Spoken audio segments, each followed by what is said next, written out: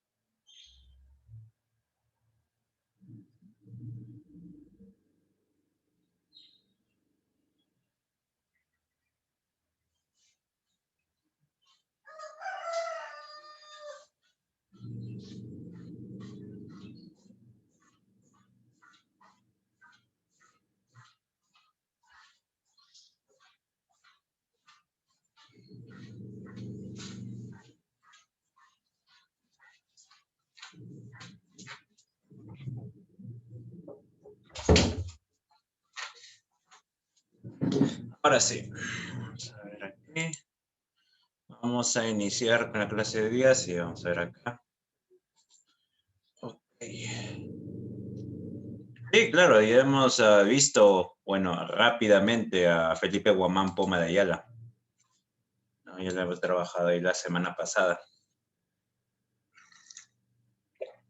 Muy a la rápida porque tenía que ponernos al día, pero lo hice. Así que no hay problema, al menos al respecto, ¿no? Entonces aquí justamente creo que la semana pasada estábamos viendo justamente lo que era el indigenismo, ¿no? No, sí vimos. He llegado tarde, lo siento, pero ya hemos visto. Hemos visto lo que es la nueva crónica, ¿no? Entonces ahí yo no puedo ayudarla, pues, en ese aspecto, ¿no? Entonces, bien, aquí tenemos, como estaba diciendo, tenemos aquí lo que es la, ¿no? Tenemos lo que es aquí el indigenismo, ¿no? Justamente, que como estaba diciendo la semana pasada, es un movimiento literario centrado en la reivindicación del indígena, es decir, de acabar su condición de opresión de ciudadano de segunda categoría, si es que ciudadano siquiera era considerado, ¿no? Entonces, es cosa más, en ese sentido es opuesto al indianismo. Recuerden que les había mencionado, ¿no? Justamente como Clorinda Mata Turner y Manuel González Prada no consideraban el indígena, ¿no? González Prada consideraba de que el indígena debía ser educado bajo los principios, ¿no? De recibir una educación occidental, que su mejor manera de, o sea, su mejor manera de progresar, de ser verdaderamente educado, es que justamente dejara de ser indígena, ¿no? Mientras, por otro lado, ¿no? Mientras por otro lado, no, Clorinda Mata Turner siempre veía al indio como, ¿no? Consideraba que el indígena era pues un sujeto que debía ser rescatado, que no podía valerse por sí mismo. Y clásicamente un niño, ¿no? Tenía que ser un ciudadano de esa categoría y que tenía que, pues de esa manera, cambiar, tenía que mejorar, ¿no? Dependía de la ayuda externa, de una visión protectora del indio, justamente.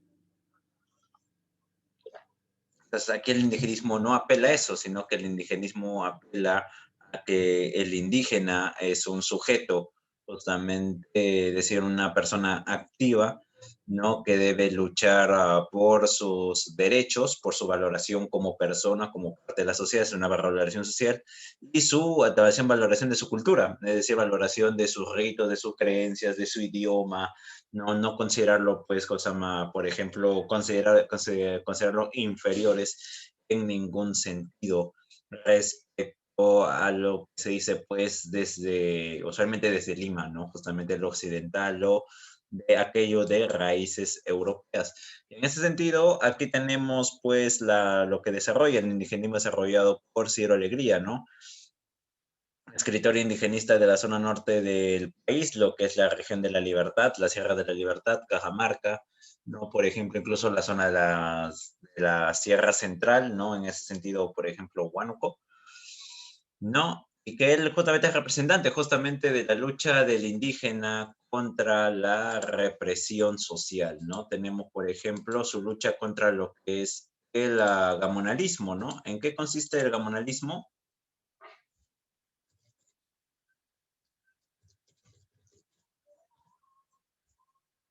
Todos lo deben saber por historia,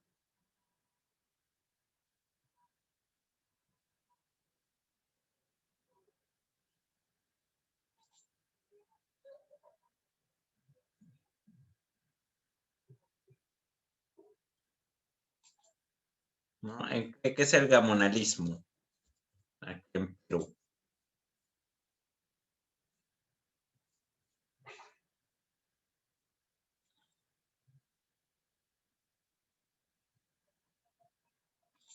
Sí, pero el abuso cometido por quiénes?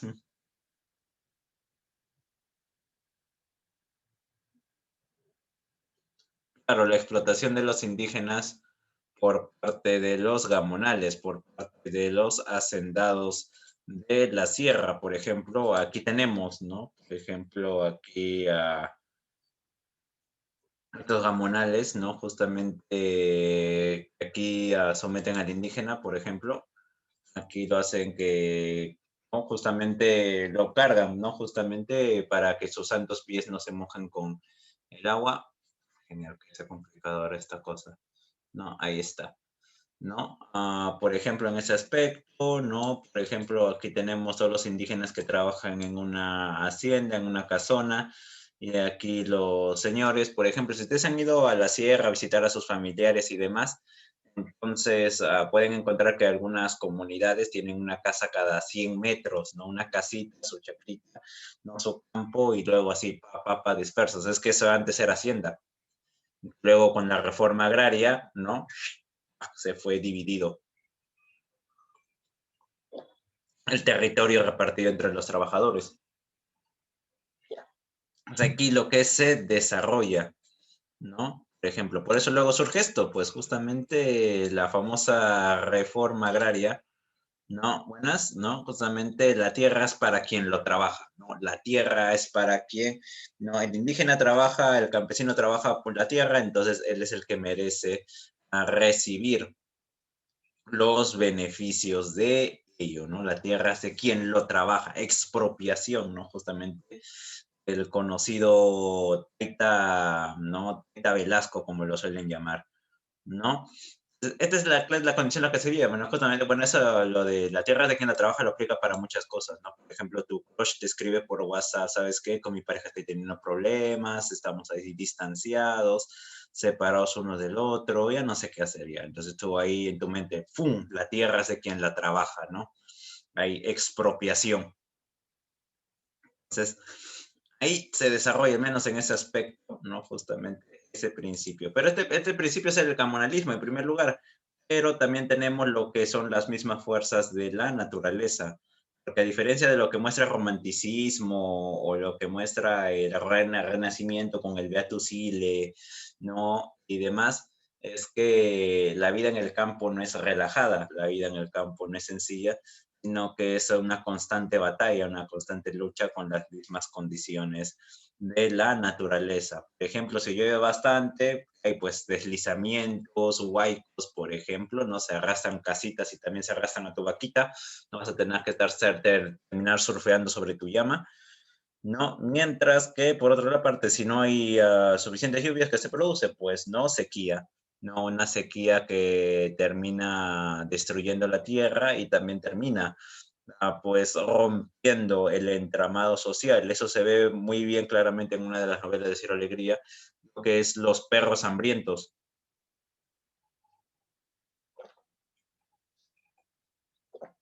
¿No? Aquí en Los perros hambrientos, ¿no? Te da esta sequía que se prolonga durante años incluso, ¿no? Y las relaciones entre las mismas personas y con los mismos animales, los mismos perros pastores que cuidaban su ganado, se destruye y todo entra en caos y todo entra en anarquía.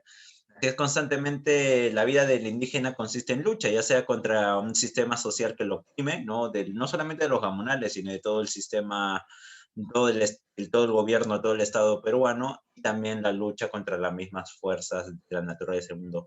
Tiene un estilo épico, ¿no? La lucha es constante, ¿no? La grandeza, pero mantiene una visión realista, y esa visión realista le permite, pues, por ejemplo, representar lo que es el dialecto propio de los habitantes del norte, La Libertad, Lambayeque, Cajamarca, ¿no? Es decir, el narrador es un narrador culto, pero los diálogos de los personajes sí se adaptan a la manera particular de hablar, a la manera particular de dialogar de estos individuos, ¿no? Por ejemplo, el famoso Di, ¿no? Vamos, Di, vamos a jugar partido, Di, vamos a ver cosas más, vamos a comer algo, Di, ¿no? Justamente en el norte eso es habitual, Di. ¿No? Un dialecto propio de cada región, como aquí también nosotros tenemos los limeños, nuestro dialecto, ¿no? Y dentro de la narrativa de Ciro Alegría también se da la inserción sin ser tan cuentos y tradiciones populares, como por ejemplo la famosa historia de Hueso y Pellejo, ¿no? Escribe así lo escribe Ciro Alegría, justamente porque, ¿no? No se dice en el norte hueso, ¿no? Hueso, no con los labios, sino hueso con la garganta, hueso, ¿no? Ahí hay una notable diferencia en esa pronunciación. ¿De qué se trata este cuento, este relato, por ejemplo, dentro de la novela? No, había una anciana que vivía sola en su casita, ¿no? Justamente con su par de perritos que le servían de compañía y protección, cuando en la noche ingresa un ladrón para robarle, ¿no? Porque es una creencia bastante habitual en la sierra, de que las personas mayores pues tienen toda su plata, por ejemplo, escondido en el colchón o enterrado en un rincón de la casa, escondido en un rincón de la casa. Es una creencia muy propia de la sierra, incluso se extiende aquí justamente gracias a las migraciones. Por ejemplo, cuando falleció mi tía abuela, ¿no? Después de 6 meses de guardar el luto, mis tíos agarraron pico y pala y empezaron ahí a hacer huecos por toda su casa porque decían de que ella tenía unos 10, 15 kilos de plata, ¿no? Justamente juntados así, hecho hilos, ¿no? Alambre, hecho una madeja. No hicieron huecos por todos lados con imbéciles, y no encontraron nada. Lo único que encontraron fue a mi abuelo, mi tío abuelo, nada más. Pero aparte de ello, poco y nada, ¿no? Entonces, ¿qué pasa? No, justamente que ahí estaba en la noche y el ladrón justamente oye a la ancianita levantarse para tomar agua. Entonces, él se escabulle y se esconde debajo de la cama de ella. Saca un cuchillo justamente para matarla y así no hacerse ningún problema con robarle. ¿No? Entonces aquí, ella regresa a su cama y ve los zapatitos, los pies de del ladrón. Se empieza a lamentarse. Ay, no, ya estoy vieja, ya no tengo nada, ya no tengo nada. Puro hueso y pellejo nomás soy, hueso y pellejo, hueso y pellejo, hueso y pellejo, hueso y pellejo. Y empieza entonces a lamentarse de esta manera y hueso y pellejo se llamaban sus perros. Los perros se despiertan, se acercan a su ama, quien les llama, y él les señala debajo de la cama, hueso y pellejo, hueso y pellejo. Y los perros se lanzan, ¿no? Contra el ladrón y lo matan a mordiscones, ¿no? De esta manera se desarrolla el cuento de Hueso y Pellejo, lo cual demuestra de que no justamente no, en la sierra no hay una educación formal, no hay una educación pues especializada, como yo dice, pero que las personas no son para nada ignorantes, sino que tienen una sabiduría popular en base a estos cuentos, a estos relatos que demuestran pues cómo la vida, ¿no? Y cómo la astucia, ¿no? Les permiten sobrevivir a los distintos problemas que se ven al día, ¿no? Justamente. Tenemos ahí entre sus obras, ¿no? La Serpiente de Oro. Tenemos ahí también la Serpiente de Oro, ¿no? Está en base a lo que es, ¿no? ¿Cómo se llama esta acá? Los balseros que cruzan el Cosama, ¿no? ¿Qué ha pasado? ¿Hay alguien con el micrófono abierto? Como tengo el micrófono yo apagado. No, no hay nadie con el micrófono abierto. Ok, no te importa. Ok, tenemos aquí, como estoy diciendo, la Serpiente de Oro sobre los balseros que cruzan el río Mantaro, ¿no? Justamente el río de Oro, pues es un río así bastante tumultuoso, pues se llama la Serpiente de Oro. Los perros hambrientos, como yo había mencionado ya, lo que es la historia, ¿no? Justamente normalmente. Y un conjunto de cuentos titulados Duelo de Caballeros, que es la única incursión del autor sobre la narrativa urbana.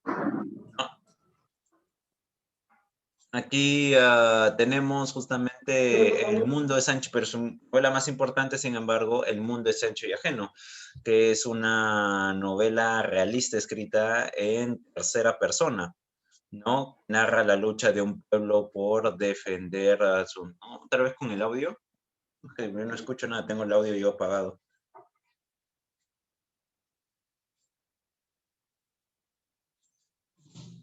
No, ok.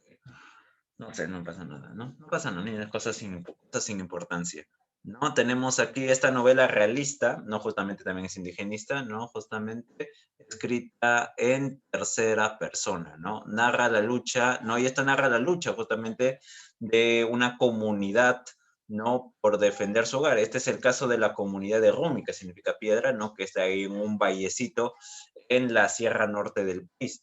El alcalde de esta comunidad es Rosendo Maki. Rosendo Maki, quien había sido elegido sucesivamente, ¿no? Como alcalde a lo largo de varios años, debido a que era una persona sumamente inteligente, sumamente sabia, también sumamente justa, ¿no? Preocupada por el bienestar de su pueblo antes que nada, pues sucesivamente era el Taita, lo llamaban Taita, el padrecito, ¿no? Era una persona sumamente importante, era una persona, ¿no? De gran inteligencia, ¿no? Justamente como repito, pese a no haber recibido una educación formal.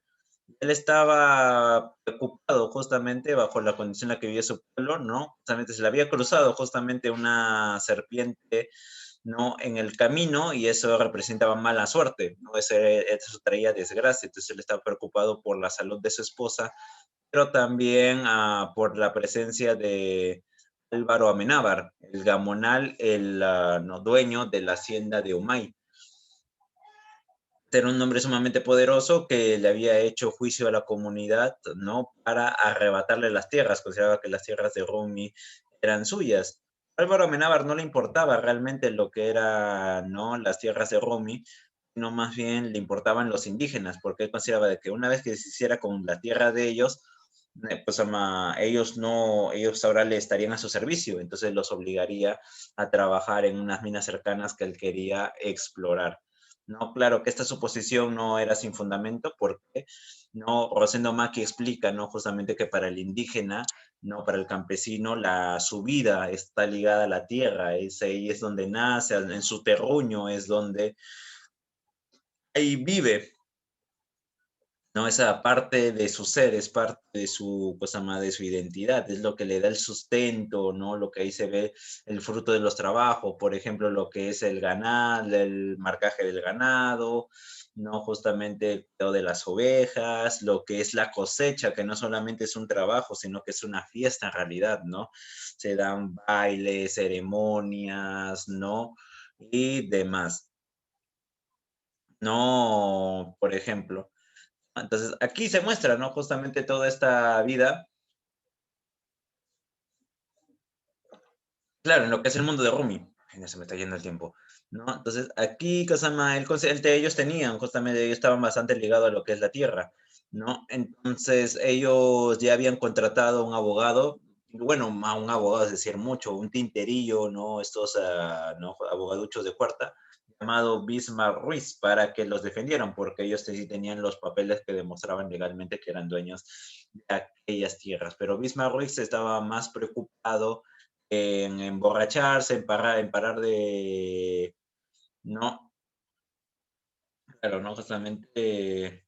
Sí, claro, él paraba con la costeña ahí en los bares, no descuidaba a su esposa y demás, y constantemente le decía a lo que se llama Rosendo Maki, a los que venían a buscarlo, de que no, que ya estaba todo preparado, ¿no? De caminar, iba a tirarse, estar ahí, a tirarse a sus pies y demás, ¿no?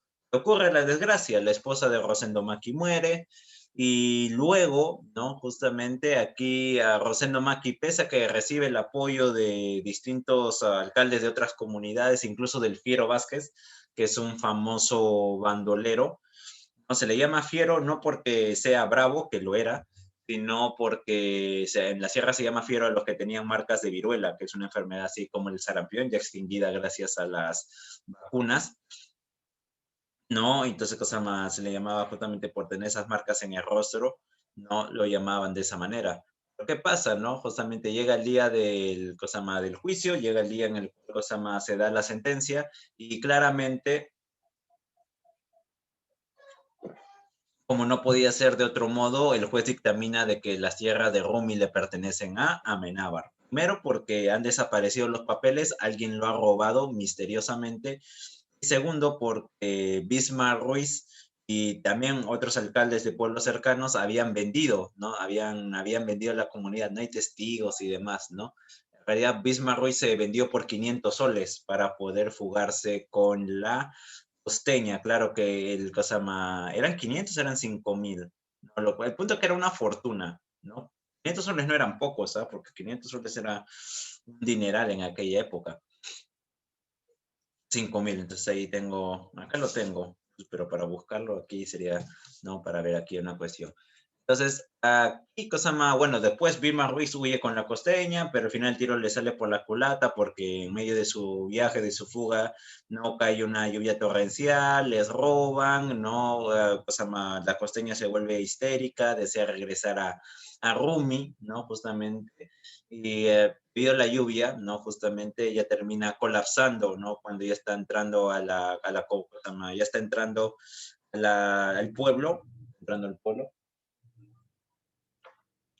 colapsa, se desmaya y entonces sangre. No, era tuberculosa, tenía tuberculosis. No era tuberculosis, suena de despectivo, tenía sufrido de tuberculosis. Por eso estaba en la sierra. Ella era de la costa, pero estaba en la sierra porque, justamente porque el clima no le iba a ser beneficioso y al final terminaron matándola, ¿no? Entonces, aquí muchos de la comunidad de Rumi no tienen, desean no, luchar para proteger su tierra, pero Rosendo Maki sabe que ellos no están preparados, ¿no? Para lidiar contra los bandoleros, contra los hombres de Amenábar, así que simplemente deben resignarse a mudarse, ¿no? Aún así, Cosama Alfiero Vázquez, más alguna gente de Rosendo Maki que luego se une a su banda, no atacan a Álvaro Amenábar cuando llega con su abogado y demás, ¿no? Incluso pues, le lanzan piedras, ¿no? Hacen que ruede un rocón de, de una de las laderas y de suerte Álvaro Amenábar se agacha y logra evitar la roca, ¿no? La roca al final termina partiéndole el cráneo a su abogado, ¿no? Termina muriendo ahí. Entonces, debido a este acontecimiento, Álvaro Amenábar, que también tenía, ¿no?, influencias y era dueño de realidad de periódicos ahí en el norte, no termina difundiendo la idea de que Rosendo Maki es pues un revolucionario, no un comunista, un hombre sumado. Este hombre, un analfabeta de 70 años, no era de una de las mentes, sí, un guerrillero, terrorista, una de las mentes más peligrosas de la zona, ¿no? Entonces, de esta manera, ¿no? El terruqueo antes del terruqueo, ¿no? Y Rosendo Maki, junto con su gente, termina mudándose hacia las zonas rocosas, hacia la zona de la Puna, ¿no? Cerca de la laguna de Yanañahui, el Ojo Negro, ¿no? Que era una laguna pantanosa, ¿no? El viento es inclemente, la tierra no sumamente produce. Eso lo voy a explicar después, no sé, que estaba embrujada supuestamente.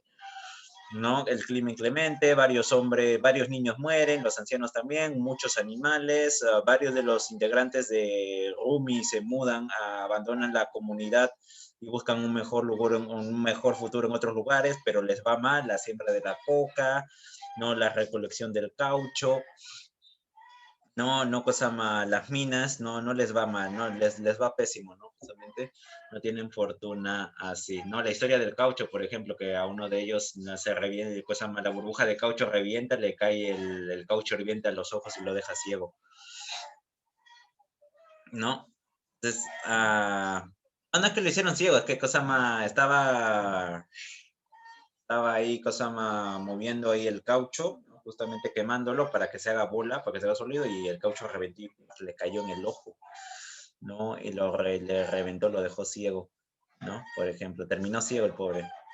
Las indígenas, sí, no, lo de la siembra de la recolección del caucho era horrible, ¿no? Y eso que fueron ligeros, ¿ah? Si uno investiga la época de los caucheros en la selva, es una desgracia, una historia de horror, ¿no? La realidad, Ciro Alegría fue ligero con todo esto. Entonces, aquí, no, Amenábar queda molesto, Amenábar se molesta porque los indígenas ya van a trabajar con él, pues se han mudado a otro lado, ¿no? Y por ello, justamente, varios de los animales de la comunidad que todavía regresaban a sus tierras, ¿no? Justamente Álvaro Amenábar las capturaba, ¿no? Y hacía que fueran suyos.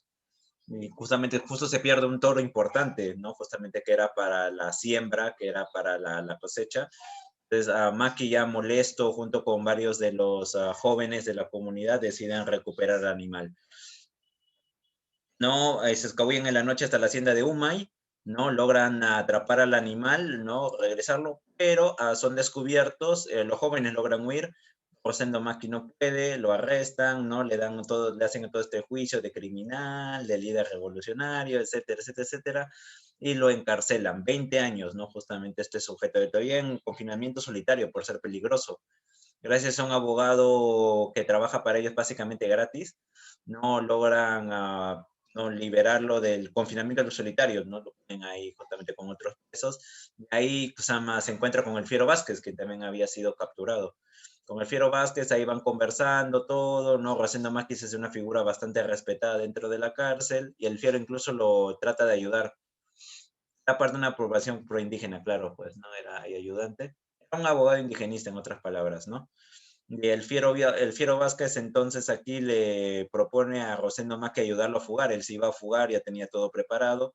No le dice que se vaya, pero Rosendo le dice que no, que porque si no esto podría ocasionarle problemas a la comunidad, ¿no? Le iban a buscar ahí, iba a perturbarlos. Así que él lo rechaza, el Fiero Vázquez no huye, no una fuga de película, no termina, no también herido en el hombro, termina herido en el hombro, también puede retrasar su vida, también le dice. Pero el Fiero Vázquez se había encariñado bastante con él, ¿no? Justamente lo defendía. No, tiene una visión muy romántica de los bandoleros. Los bandoleros son buena gente para, ¿no? Para la obra, dentro de la obra de la Alegría. ¿No? Cuando después de su fuga, los guardias van a ver a la carceleta de Rosendo y del Fiero, ¿no? Le preguntan a dónde está, ¿no? Le preguntan a Rosendo cómo se fuga todo. Rosendo simplemente ignora sus pedidos y lo agarran a golpes y terminan matándolo. Claro que el médico de la prisión dictamina que oficialmente Rosendo Maki murió de un paro cardíaco, ¿no? Mientras dormía en su carceleta. Entonces, esto deja a la comunidad de Rumi sin alcalde, pero luego llega aquí Benito Castro. Benito Castro era un chico bastardo, ¿no? La obra se ambienta entre 1900 y 1910, más o menos, 1910, 1920. No, lo entierran ahí lo entierran en la misma prisión, ahí como si nada, pues, como si fuera ahí una cosa. No, es que la historia de Benito Castro es que durante la guerra contra Chile, los montoneros de iglesias se hacen con el control de Rumi y abusan de las mujeres. Y luego llegan los montoneros de Cáceres y liberan a Rumi y luego también abusan de las mujeres. Entonces muchas de ellas quedan embarazadas, no hijos bastardos, despreciados por los esposos, no por los padres, por la comunidad. Uno de ellos era Benito Castro, que constantemente era maltratado por su padrastro, así que Rosendo Maki decide adoptarlo, que forme parte de su familia. Es ahí hasta que se hace mayor y él decide explorar el mundo. Se marcha, ¿no? mata a su padrastro. Sí, también tiene una pelea con él y se marcha, ¿no? Justamente se mete al ejército, ¿no? Trabaja como cabo, incluso participa en la revolución de Uchu Pedro de Atusparia, ¿no? Ahí en el callejón de Huaylas, ¿no? Justamente él es encargado ahí de capturarlos, ¿no? Pero luego se separa del ejército, trabaja en haciendas, no es encarcelado, participa en huelgas, termina en Lima. Lima también está en prisión, trabaja como estibador en Callao y aprende a leer y escribir. Y una vez ya formado, regresa a Rumi, regresa a Rumi. ¿No? Como una persona ya de mundo, ¿no? Primero llega a Rumi, pero pues, claro, la tierra está deshabitada, no sabe qué ha pasado, ¿no? Luego se entera de que están en Yanaoñahui, él se hace cargo, ayuda a la comunidad y todo, y entonces, debido a esto, él lo hacen alcalde. Él es el símbolo del progreso, por ejemplo, uno de sus planes es dinamitar la laguna para desaguarla y formar unas canaletas que sirvan para regar las tierras. Muchos de los ancianos se niegan porque creen que la laguna justamente, no, algunos sí, no es que no, los ancianos principalmente se resistían porque no decían que ahí vivía la mujer peluda, es una, no, justamente que capturaba a los hombres que habitaban ahí en la laguna y que también había un patito de oro, un pato hecho de oro, ¿no? Entonces, aquí, el pato, es la mujer peluda, es el duende, no, el duende vivía en otro lado, pero si no me acuerdo. Ah, no, el duende de las ruinas, claro, que está ahí al otro lado de la laguna, ¿no? Sí, pero ahí al duende no le iban a hacer nada supuestamente, ¿no? El tema era la mujer peluda, ¿no? Entonces aquí a Benito Castro no dice, no, que esas son creencias nada más y ¡pah! Desahoga la laguna y sí, ¿no? Se dan mejores cosechas, trabajan mejor. Pero ahora aquí Álvaro Menábar también quiere esas tierras porque están en su camino a la mina, que quiere explorar, ¿no? Explotar y, ¿no? Y por ello también quiere a los indígenas como trabajadores. Así que aquí Benito Castro comprende, ¿no? Justamente comprende, ¿no? Él ya sabe, ya justamente la experiencia le ha enseñado de que la ley no es justa, de que la ley simplemente sirve no para beneficio de los poderosos, que si ellos quieren luchar, ¿no? Justamente tienen que, no, si ellos quieren su tierra, tienen que luchar por ella. Se unen aquí a varios miembros de la banda del Fiero Vázquez. El Fiero Vázquez en realidad no se sabe nada más que él, excepto de que encuentran su cabeza en en un abismo. Encuentran su cabeza en un pequeño acantilado entre cactus, ¿no? Y nadie sabe cómo ha llegado ahí. Entonces es uno de los misterios de la obra, ¿no? Entonces, luego, sí, a la pastorcita todavía la acosan como la asesina, ¿no? Una cosa ridícula, ¿no? Una cosa completamente ridícula.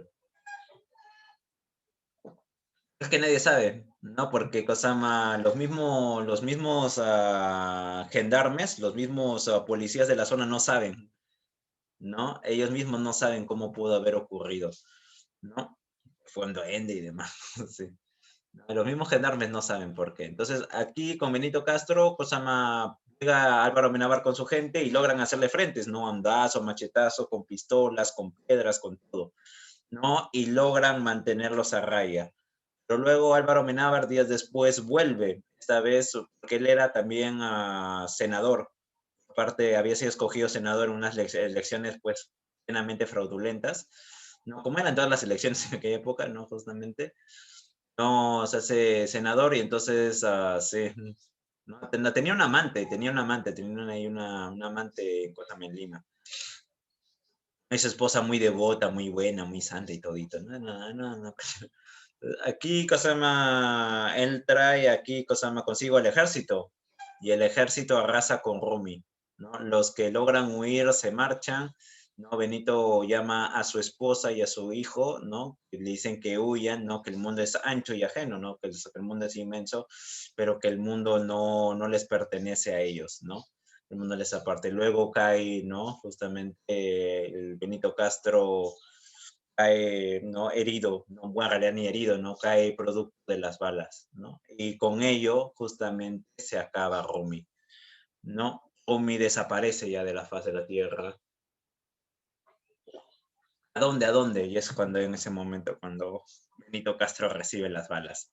Sí, cuando Benito Castro recibe las balas.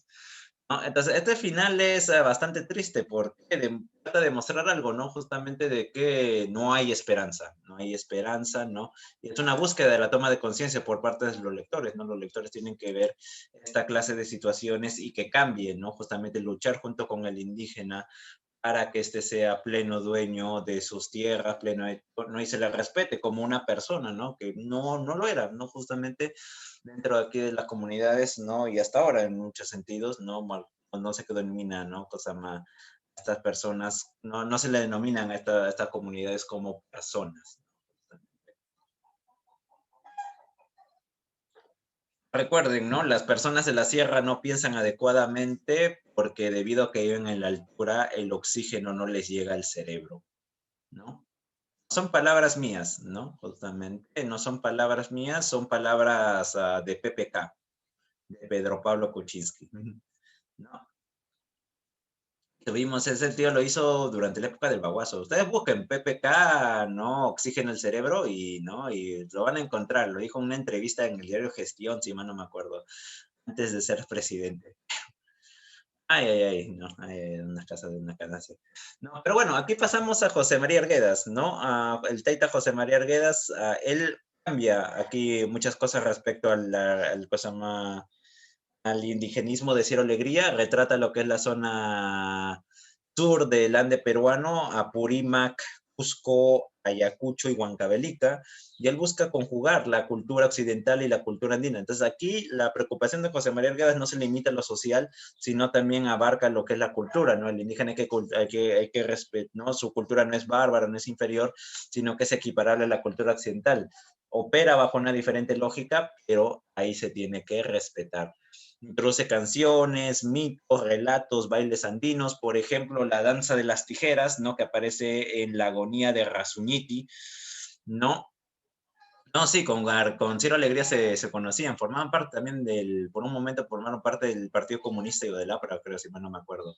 La agonía de Razuñiti, por ejemplo, tenemos el mito de Incarri que recopila, ¿no? Y él introduce varios vocablos quechuas dentro de su obra, ¿no? Justamente, y entonces aquí desarrolla un español bastante quechuizado, un quechua bastante españolizado.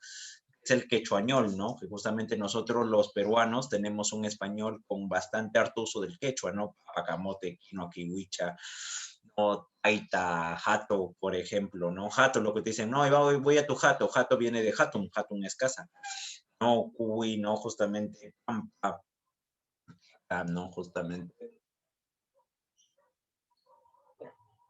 alta lúcuma, ¿no? Justamente nuestro español es bastante quechuizado, más que el rechazo que demuestran ciertas personas al quechua, ¿no?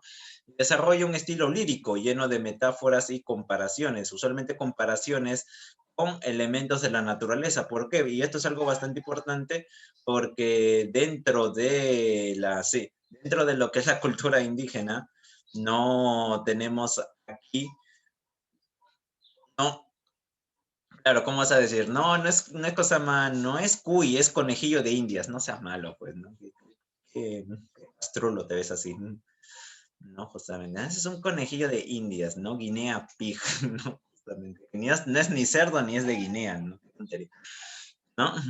Tenemos aquí lo que es el animismo, ¿no? Justamente dentro de lo que es la cultura andina, hay una importante correlación entre lo que es el mundo de cosas más la naturaleza y las divinidades, ¿no? Como les había dicho, ¿no? La tierra no es solamente tierra, los cerros no solamente son cerros, sino que son elementos con vida, con elementos con los cuales el ser humano puede establecer relaciones, puede comunicarse, ¿no? ¿No? Por ejemplo, ¿no?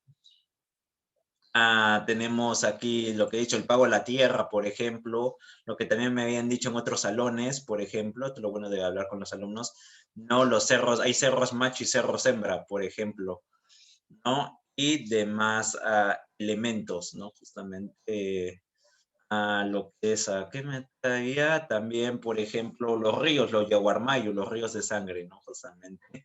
El río de, cosa más, río, cosa más, se lo lleva, ¿no? Justamente y demás, las creencias, ¿no? Justamente de estas comunidades, que no son producto de superstición o no es producto de ignorancia, sino que es parte del pensamiento de su propia comunidad. Un pensamiento mítico, recuerden, ¿no? En ese aspecto, ¿no? También similar a lo que desarrolla Gabriel García Márquez. A ver, el toro, lo que es el jaguar fiesta, ¿no? Justamente, por ejemplo, en la sierra se cree que el toro nace de las aguas de las lagunas, ¿no? Que surgen de las cuevas. Y por si acaso, el jaguar fiesta no es una lucha, no representa la lucha, claro, lo que es la cosmovisión andina. El toro no representa lo español, por si acaso, ¿no? Esta es una idea muy, muy equivocada que yo también creía, ¿no? Cuando estaba en la secundaria y cuando estaba en la universidad ahí se me corrigió adecuadamente. No, el jaguar fiesta, la fiesta de la sangre, ¿no? Cuando amarran el cóndor a la espalda del toro, no representa la lucha entre lo español, ¿no? Y lo, cosa más, lo indígena. No, no, no, no, no, no, no, no. El toro es un animal andino. El toro nace de las lagunas, el toro nace de las cosas más, de las cuevas. El toro no es ya un animal español. Recuerden, eso es lo que se llama transculturación. Lo que les había mencionado también en la nueva corónica, ¿no? Justamente Adán y Eva usando la chaquitaquia, ¿no? A Noé justamente con una llama en el arca, ¿no? Por ejemplo, es tomar elementos de culturas foráneas, en este caso el español, y adaptarlo a tu propio estilo. Entonces, lo mismo ocurre aquí con José María en el Jaguar Fiesta, ¿no? Parece este elemento español el toro, pero el toro ya no es español, el toro es andino porque representa las fuerzas de la tierra. Entonces, en realidad es la unión de Hanan y Uku, ¿no? Arriba y abajo, ¿no? Justamente Hurin, ¿no? La unión. Sí, el torito de la piel brillante es uno de los relatos, que siempre me olvido, ¿no? No lo tengo acá, lo tengo allá, ¿no? Mi librito con mitos y cantos de Lollantay, traducido por José María Arguedas, y cuentos y relatos quechuas. No, cuentos y poemas quechuas, ¿no? Justamente recopilados también por este autor, ¿no? Entonces ahí está, es esa versión de esos libritos azules, con franjitas de colores, ¿no? Justamente que es la sucedió de los populibros, los famosos populibros, ¿no?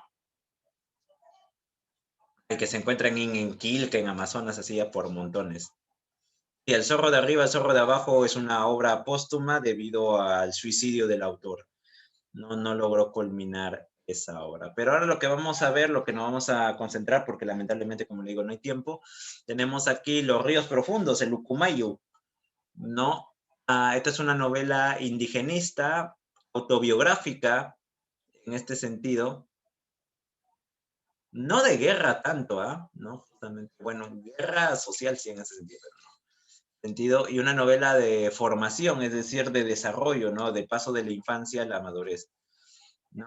Justamente, verdad, sí, no me acuerdo ahí, ¿no? Y está narrado en primera persona, que es así, lamentablemente, esta es la realidad, es lo como lo muestra José María Arguedas, ¿no? Y aquí narra la vida de Ernesto, ¿no? Ernesto era un joven, lo llamaban así, ¿no? Justamente el niño Ernesto, lo llamaban así.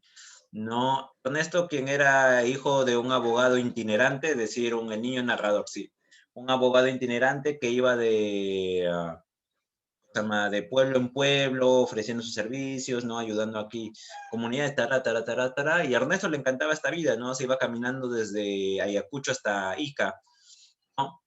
Hay ciertas diferencias, parece que hay ciertas diferencias, ¿no? Y lo que a él le encantaba de esta vida era conocer distintos pueblos, conocer distintas tradiciones, ¿no? Canciones, mitos, bailes, comidas, todo. Le encantaba esa vida en el Ande, en comunidades libres, ¿no? Pero luego su padre lo lleva al Cusco para conocer a su tío, el viejo, quien era un hombre bastante violento, bastante déspota, dueño de una hacienda en Putibamba, ¿no? Que constantemente maltrataba a los colonos, que son los indígenas que despreciaban, ¿no? Que son lo que se llaman los indígenas que trabajaban, digo, ¿no? Pues ahí que eran despreciados justamente, ¿no? Que trabajaban en las haciendas, ¿no? Maltrato constantemente al pongo, a hacer pongaje, ¿no? Y aquí, Kosama, Ernesto también les tenía cierto rechazo porque, ¿no? Eran muy débiles, eran muy sumisos, ¿no? Y a él más le gustaba al indígena ¿no? Al campesino vital, ¿no? Al campesino que vive independiente, ¿no? Justamente que es recio y bravo, ¿no? Pero le encanta, pese a todo esto, le encanta la ciudad de Cusco, ¿no?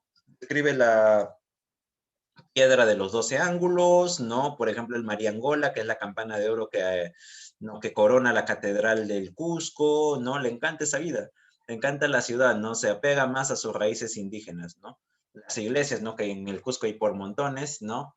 Pero luego su padre lo lleva a Bancay y lo matricula en un internado, en un colegio religioso, ¿no? Regido por el director, el padre Linares. Es una persona bastante déspota, ¿no? Justamente. Es un cuadro también muy hipócrita porque, ¿no? Él promueve la palabra de Dios, pero también le dice a los indios, ¿no? Que sean buenos, que sean sumisos, que siempre sean obedientes con sus amos, porque esa es la manera de lo que quiere Diosito, ¿no? Que sufras, que vivas bajo esas condiciones, ¿no?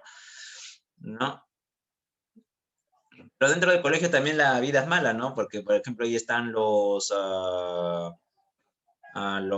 aquí, ¿cómo se llaman estos tíos acá? El ñañuco y el yeras. Justamente el ñañuco y el yeras, los bullies, ahí está, ¿no? Justamente los matones dentro del colegio, ¿no? Justamente eran personas así muy violentas, porque dentro del colegio hay un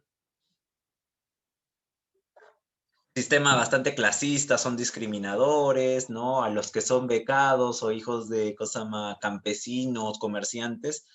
No, no, la OPA Marcelina todavía no. Todavía la OPA Marcelina todavía que no aparece, no son muy violentos, ¿no? Justamente despreciativos. Es una cultura de la violencia, de agarrarse a golpes constantemente, ¿no? Aquí el único amigo que tiene Ernesto dentro del colegio es Antero, y Antero es el que instaura la paz dentro del colegio porque él trae el zumbayo.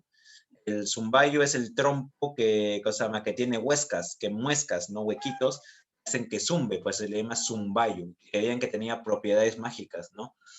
Cuando ¿no? Ernesto hace bailar el zumbayo, él se acerca y le habla, ¿no? ¿no? Se acerca, pone sus manos ahí y le susurra, le dice que vaya y que a través del viento transmita un mensaje a su padre, ¿no? Que lo saque de ahí, no quiere estar ahí. No, porque pese a que ahora hay paz en el colegio, él es testigo también de cosas atroces, como lo que pasa, por ejemplo, con la OPA Marcelina. La OPA Marcelina, OPA significa tonto en quechua, ¿no? Eso como se les señala, se les menciona a lo que son los indígenas, a las personas con síndrome de Down o con retraso mental, aunque no me gusta mucho ese término, ahí en la sierra, ¿no? La OPA Marcelina era grande, era alta, era regordeta, era, ¿no? De piel blanca, chaposita, no ojos azules, cabellos rubios, ¿no? Es lo que dice ahí, ¿no? Justamente, siempre son los padres así, ¿no? Justamente. No, y tenía 19 años. Sí, ella sufría, tenía síndrome de Down, ¿no? Justamente porque ella era así bien sumisa, bien apagada. ¿Y qué pasaba? Que los alumnos de quinto, en las noches, ¿no? Justamente se reunían entre ellos, ¿no? En el patio y se hacían una competencia de golpes, ¿no? Se hacían un torneo. No, no, no, era síndrome de Down, por eso el OPA, pues sí, sí, era OPA, ¿no? Justamente. Y había una palabra también para los que eran tullidos, los que habían sufrido polio y no podían caminar, el mushka, creo, no me acuerdo, porque los tullidos solían ser cosas más arpistas o cosas más tocar la quena, eran muy, el tullido artemio, ¿no? Justamente, sí, eran muy codiciados porque decían que el tullido era buen cosa más, buen artista eran buenos arpistas, buenos músicos. Ahora bien, ¿no? Justamente el tullido, no, se refería al tornillo, no, es que hay otros tullidos también, también se menciona pues en varias novelas de Arguedas, ¿no? Que los tullidos son buenos músicos. Ahora bien, ¿no? ¿Qué pasaba con este torneo? ¿No? El ganador se ganaba, por así decirlo, el derecho de agarrar a la OPA Marcelina, encerrarse en el baño con ella y hacer ahí lo que quisiera. ¿No? Cosa más, así ahí hacía lo que hicieran, ¿no? Justamente el sexo siempre es negativo, el sexo siempre tiene una condición negativa, ¿no? Justamente dentro de la obra José María Arguedas, el sexo siempre es sucio, siempre es negativo, siempre es violento y siempre es un acto atroz, ¿no? Eso es en lo que pueden leer los cuentos de José María Arguedas, por ejemplo, Guarmacuyay, o esta Amor Mundo también, si mal no me acuerdo, también está, aquí tengo mi libro de cuentos. Hay unos cuentos que son atroces, déjame acordar aquí. Eso es lo que sucedía. Claro, un amor mundo es muy gráfico en ese sentido, sí, es amor mundo, Margarina, ¿no? Ah, ay, ¿cuál era? Había otro que era ahora. Hijo solo también es buena, como tiene buen cuento. No,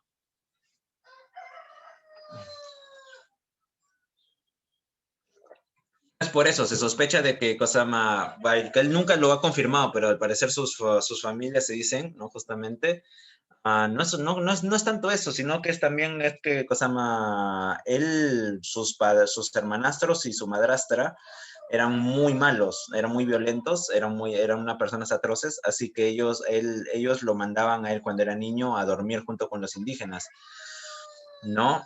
Y al parecer, Kosama, él había sido testigo de cómo las indias que lo cuidaban, que lo protegían, a ellas sus hermanastros abusaban de ellas frente a él. Pero claro, eso se muestra en Amor Mundo. Amor Mundo es muy atroz en ese cuento. Sí, ahí está Amor Mundo. El horno viejo, la huerta, ahí está, sí.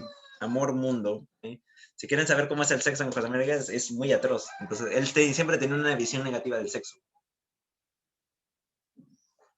Debido a esas cuestiones de la niñez, él era una persona muy depresiva, ¿no? Entonces, lo que pasaba también con la Opa Marcelina, ¿no? Era lo que pasaba con la Opa Marcelina. No, pero a diferencia de la Opa Marcelina, una mujer que sí no se dejaba pisar para nada, se casó con su psiquiatra, una psiquiatra chilena, se casó con su psiquiatra. Su segunda esposa era psiquiatra, era su psiquiatra. No es que no es que necesitaba una psiquiatra, su segunda esposa era una psiquiatra, era su psiquiatra, ¿no? ¿No? A Doña Felipa. Doña Felipa, ¿no? Era una de las tantas chicheras, ¿no? Que trabajaba ahí en cerca de los mercados, ¿no? Haciendo guariques en los agachaditos, ¿no? ¿Qué pasa? Los principales del pueblo recopilan, juntan toda la sal, ¿no? De la ciudad y la revenden a un precio mayor, ¿no? Para ganar su ganancia. Así que las chicheras, lideradas por Doña Felipa, ¿no? Se rebelan y toman el control de la ciudad. Es una cosa loquísima, ¿no? Toman el control de la ciudad, los principales son expulsados incluso, y la única manera en que la ciudad puede volver a estar en control es cuando llega el ejército. Los llaman los guairuros porque sus uniformes eran rojos y negros. Los guairuros entran, atrapan a las chicheras, las encarcelan, las castigan y todo, pero a Doña Felipa no la atrapan, sino que Doña Felipa logra huir al lomo de burrito. No, pelean por la sal. No, claro, comentan, pero pelean por la sal, ¿no? Justamente huye al lomo de burrito sabanero por un puente, por el puente que cruza el río Apurímac, ¿no? Entonces ella se convierte en una leyenda, ella se convierte, y Antero, ¿no? La considera una heroína, ¿no? Es una especie de Micaela Bastida así grandísima, ¿no? Pero la obra concluye, ¿no? Cuando Ernesto, quien tenía buenas notas y por eso entra al servicio como ayudante, como monaguillo del padre Linares, ¿no? Y acompañado de Lopo Marcelina, van a ver a los enfermos que ellos estaban enfermos, ¿no? En las haciendas, en las afueras de la ciudad. ¿No? Él ve aquí a varios de ellos, sí, tifus, exactamente, temblando, ¿no? Ahí en los corrales, porque prácticamente los indígenas ahí vivían en corrales, tirados ahí en el suelo, o encima de un pellón, de un pellejo de carnero, ¿no? Temblando, temblando. Sí, piojos, ¿no? Incluso el mismo Ernesto lo afirma, ¿no? Pues además se ven los piojos saltando encima de su cuerpo, como si fuera sal en la canchita, ¿no? Y flotando, ta, ta, ta, ta, ta, ta.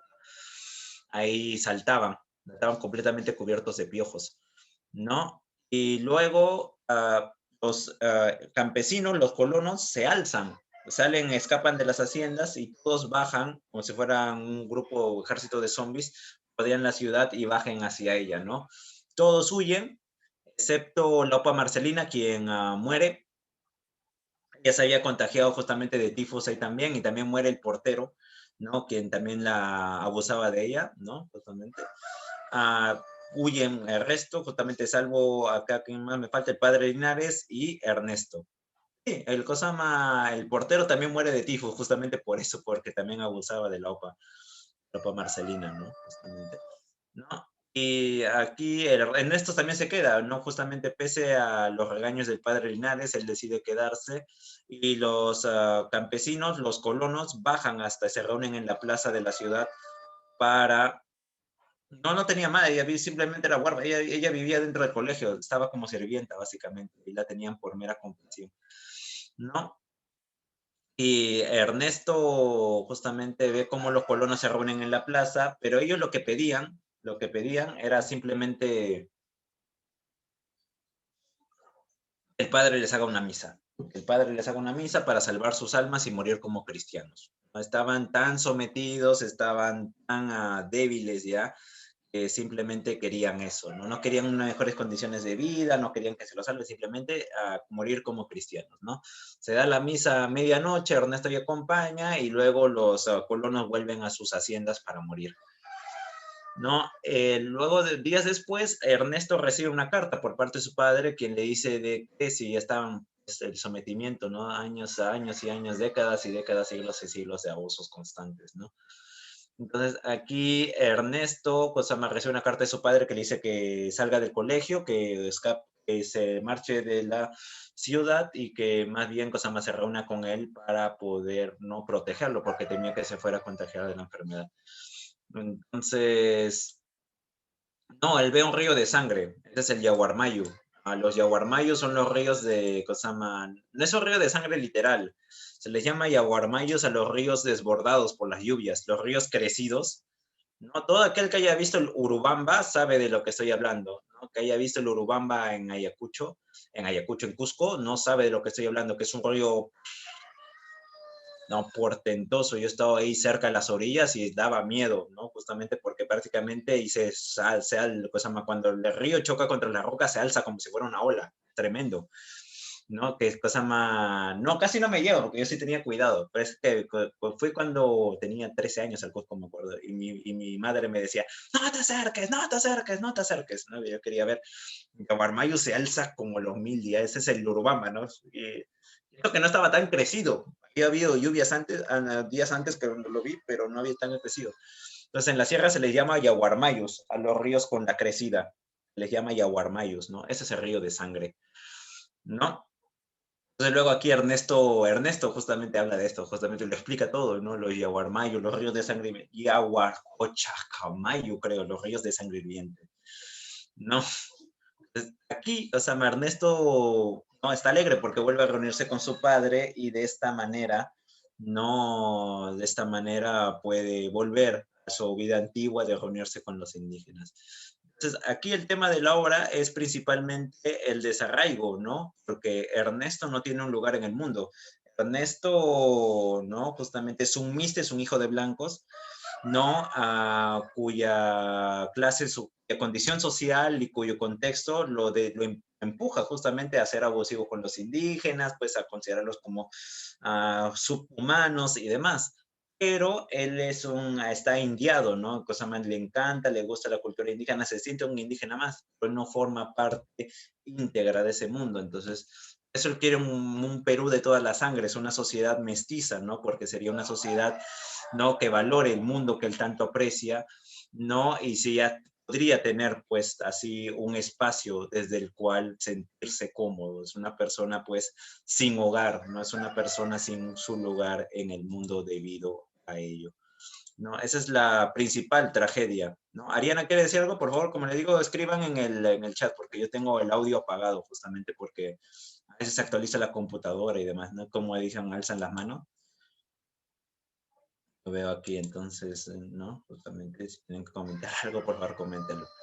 No, allá. Ah,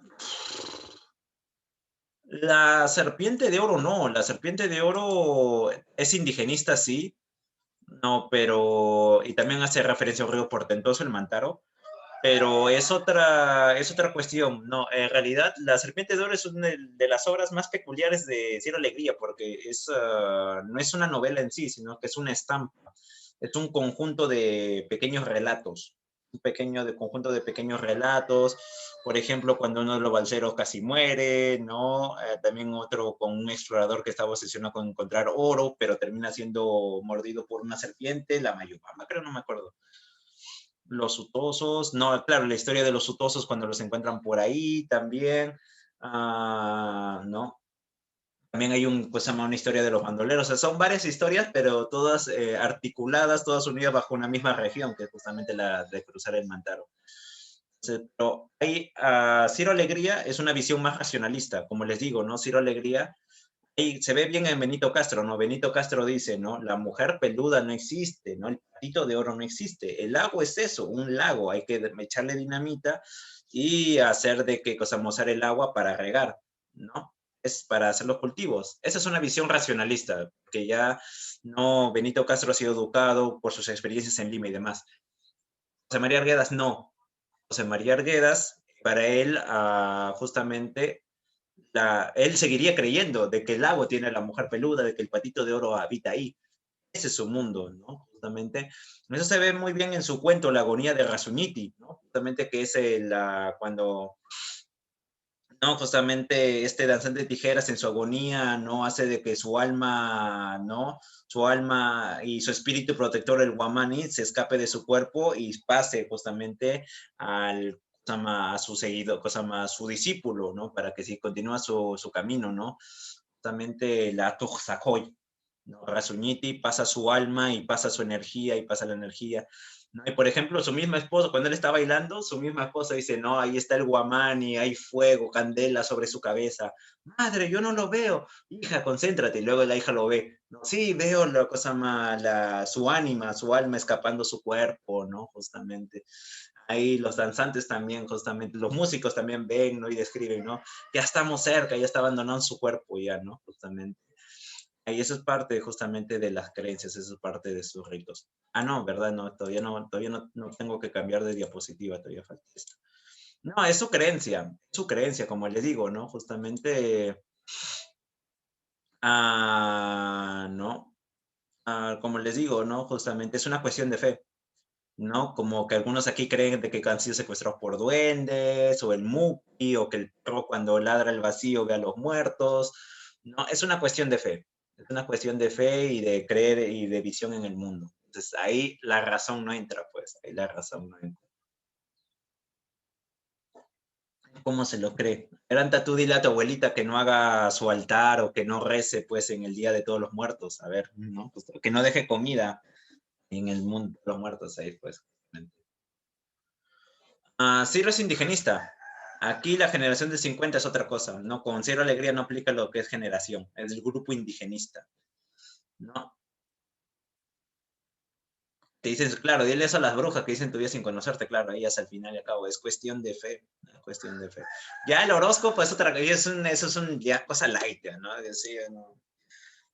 Yo el horóscopo no lo respeto. El horóscopo fuera que cuestión. No que desarrollar. Bien, aquí tenemos la generación de 50, ¿no? Actualmente debido a las duras condiciones en que viven en que viven los campesinos, ¿no? Muchos de ellos viajan a lo que es Lima en búsqueda de un futuro mejor, ¿no?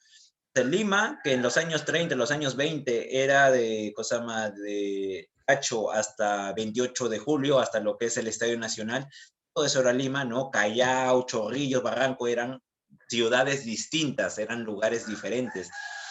¿No? A todo eso empieza a cambiar con la llegada de aquí los migrantes, ¿no? Lo que se llama el desborde popular, el huayco marrón, es decir, ustedes, ¿no? Surgen los distritos populosos, ¿no? Las invasiones, las barriadas, ¿no? Justamente estos lugares donde eran puro descampado, donde no crecían no vivían ni las ratas, ahora viven ustedes, ¿no? Entonces, la ciudad cambia, se transforma en este monstruo de las 1000 cabezas, en esta gran mandíbula, la Lima Chicha, que ahora conocemos, ¿no? Entonces se da aquí registro de personajes, espacios y problemas urbanos, ¿no? La ciudad de Lima, y se da una mirada crítica de la ciudad, ¿no? Principalmente desde la visión, la situación de los migrantes, ¿no? Cómo los migrantes tienen que adaptarse a esta nueva realidad. No, claro, Miraflores, Surco, los Olivos era hacienda, se llaman Los Olivos, ¿no? San Borja también era hacienda de hacer aceitunas, ¿no? Por eso está el Parque El Olivar. El Parque El Olivar era chacra, pues. Todo eso era chacra. Hay una canción que pueden encontrar en YouTube que se llama A la Molina no voy más, que es una canción de negros esclavos, ¿no? A la Molina no voy más porque echan azote sin cesar. ¿Por qué? Porque la Molina era hacienda, ¿no? Todo eso era hacienda, todo eso era chacra, San Isidro, todo eso era chacra, no era hacienda, eran lugares donde vivían los negros, ¿no? Por ejemplo, ahí trabajaban, ¿no? Por ejemplo, ¿no? Acá San Juan del Brigancho era provincia en esa época, así que no, ahí cambia, ¿no? Justamente, claro, ahora la ciudad ahora crece exponencialmente, entonces Aquí se muestra la situación justamente de cómo las personas ahora tienen que adaptarse a esta nueva realidad, ¿no? Las barriadas, ¿no? Personajes marginales. No es que las personas prefirieron ir a los cerros, sino que las personas no les quedaban de otra, porque no pudieron ir allá, ¿no? Porque esos terrenos los compraron. Esos terrenos eran ya desde los años 20, los años 30, 40, ya eran comprados para hacer residencias. Fueron comprados para hacer residencia, justamente. Porque las personas, las personas de plata empezaron a fugar de Lima ante estos cambios y fueron a refugiarse justamente en estos lugares cerrados, ¿no? Esto se muestra, por ejemplo, en, ¿cómo se llama esta obra? Un mundo para Julius. En Un mundo para Julius, ¿no? Antes vivían en su palacio en Salaberry, el niño Julius. Luego, ¿no? Cuando llega su padrastro Juan Lucas, que representa el capital extranjero, ¿no? Se mudan a su nueva casa en Cusco, en Surco, ¿no? Por ejemplo, que compran ahí. A ellos no pueden, no pasa más, no pueden, cuando las personas llegan aquí a la ciudad, no pueden ir a esos lugares, a las haciendas, ¿no? Porque ya están tomadas y que tienen que quedarse con lo que es el Agustino, San Juan de Lurigancho, Villa María de Triunfo, Los Olivos, San Martín, todo eso. Que era una superficial, era fría, ¿no? Ese era su sentido, ¿no? Y ahí está, pues justamente surge este lenguaje, ¿no? Justamente si en San Juan de Lurigancho, en Ate es cerro, en La Molina es lomas, ¿no? Esa es la diferencia, ¿no? Justamente en Cosama, ahí Cosama, esa es la diferencia, ¿no? En Ate vives en cerro, en La Molina vives en loma, ¿no? Es diferente, supuestamente, es diferente. Es la misma, claro, pero es que esta es la diferencia, pues. Esto surge todo esto de aquí, lo que es el racismo, la pobreza, el pandillaje, todo esto surge debido en base a todas estas barreras sociales, psicológicas, mentales, culturales, que se forman, ¿no? ¿Ustedes quieren ver cómo cambia Lima de un lado a otro? Les sugiero hagan este experimento que yo lo hice. Váyanse de estación a estación del tren, ¿no? Y ahí van a ver cómo cambia radicalmente todo, ¿no? Entonces ahí está. Es que el pobre es pobre porque quiere, ¿no? Los pobres tienen la mala costumbre de haber nacido pobres, ese es su problema, ¿no? Justamente, ese es el problema de los pobres, que tienen la mala costumbre de ser pobres, ¿no? Claro, obviamente estoy ironizando sobre todo ese lenguaje simplista, ¿no? Que dicen, ¿no? Que tratan de parar ahí todo, reducirlo. Hagamos, ¿no? Es que yo trabajaba antes de la pandemia por la cultura ahí en San Borja, porque por ahí hay una academia en la que también trabajaba antes. Entonces, ese es el punto, pues, ¿no? Ese es el punto, ¿no? Cómo cambia todo. Por eso ustedes en Surco pueden encontrar acequias, ¿no? Canalitos, ¿no? Porque eso servía justamente para regar todo el que era la chacra. Es esta visión del mundo, ¿no? Y justamente para ahí utilizas un lenguaje coloquial y vulgar, ¿no? Lo que es, ¿no? Un lenguaje de la calle, claramente, ¿no? Tenemos el neoindigenismo, ¿no? Las líneas temáticas, el neoindigenismo, el fantástico, pero ante todo destaca lo que es el neorrealismo. Sí, claro, pues ¿no? Donde viven los justamente era chakra. Se los hace en su cara y explota, ¿no? Sí, son ricos campesinos, básicamente. Aunque ellos suelen comprar, ¿no? Justamente planta pelada en envase de plástico, ¿no?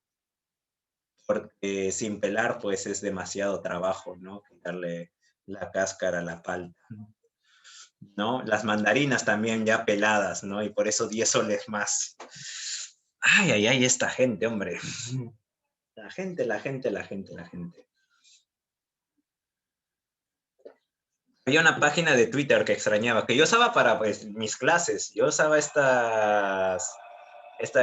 en mis clases una página de Twitter que se llamaba Blanquitos Out of Context. ¿no? Blanquitos out of context. Era maravilloso, ¿no?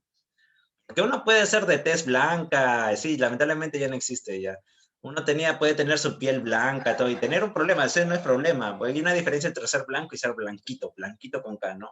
Blanco es una persona como cualquier otra, con sus cosas, con sus opciones y demás, ¿no? El blanquito es que cree que viajar a Los Olivos, viajar a Comas o viajar a San Juan de Lurigancho es como una aventura digna de Indiana Jones, ¿no? Entonces, esa es la diferencia, ¿no? Que de verdad había imágenes de pitucos en Instagram y no, tomándose autobús, selfies en buses, ¿no? Diciendo que qué tal experiencia y demás cosas, ¿no?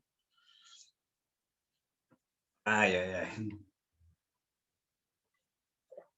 Una tontería suprema, ¿no? Justamente, ¿no? O esto que aparece en las revistas Cosas o en Somos, donde aparece, por ejemplo, no sé, Gastón Acurio frente a un triciclo de heladero. Blanquitos out of context, blanquitos con K, ¿no? Sí, a 30 soles, no, qué horrible, hombre, no sé, no. A mí dame la tía Veneno, ¿no? La tía Veneno ahí con su sanguchón de 6 soles, 7 capas, con las 13 cremas, ya está, ya, hombre, qué tal. Dale gracia, ¿no? ¿No? Quiero mi latte, ¿no? Quiero mi latte de quinoa con mi, con mi muffin. Ay, ya no, toma tú ahí tu quaker con tu pan con camote de sol 50. Ay, Dios me dices, hombre, otra cosa. Nunca he entrado, no, yo una vez me entré a un Starbucks, pero no para comprar, sino para reunirme con un amigo. Pero nunca he comprado un Starbucks porque me parece de la cosa más absurda del mundo, ¿no? Cobrar o pagar no sé cuántos, casi 6 7 soles por un más que son Starbucks, ¿no? Starbucks. No, qué cosa más. Yo soy una persona de gustos sencillos, ¿no?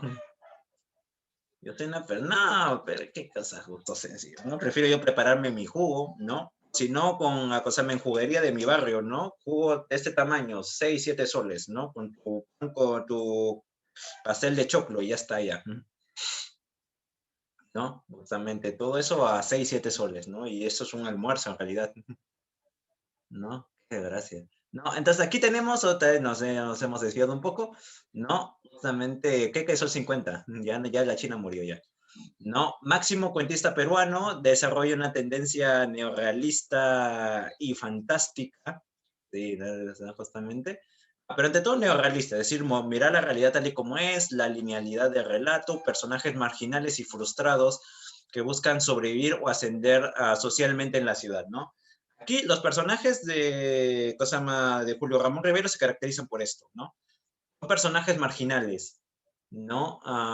Por ejemplo, en Alineación, este cuento, no son unos negritos que tratan de ser blancos, que tratan de ser gringos para obtener el amor de una muchacha, ¿no? En El Banquete, por ejemplo, se trata del primo del presidente, que es un burócrata mediocre, ¿no? Que, ¿no? Pues, que le hace una fiesta al máximo mandatario para así ganarse su favor, ¿no? Son personajes que tratan de ingresar al mundo oficial, es decir, salir de la pobreza, ¿no? Y a ascender socialmente, ¿no? Pero, y no solamente de la pobreza, sino de la medianía, ¿cómo se llama esta cosa?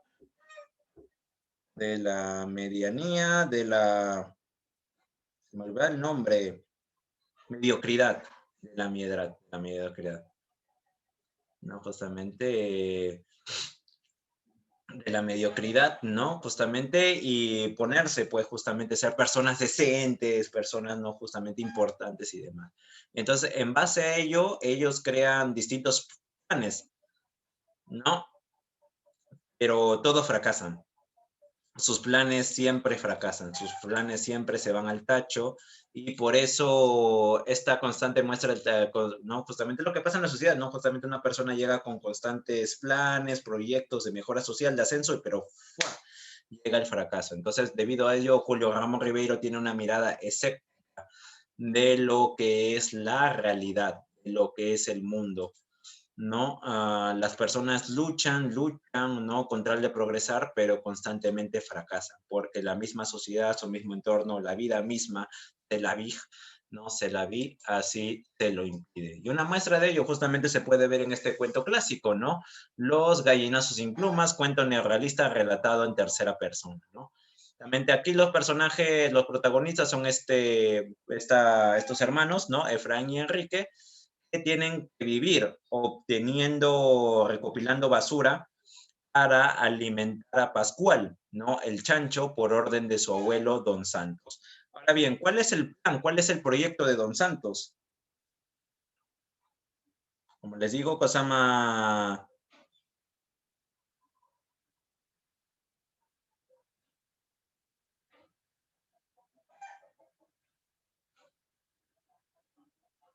No, sí, los trata, los maltrata, claro, los explota, los obliga a trabajar, ¿no? Justamente...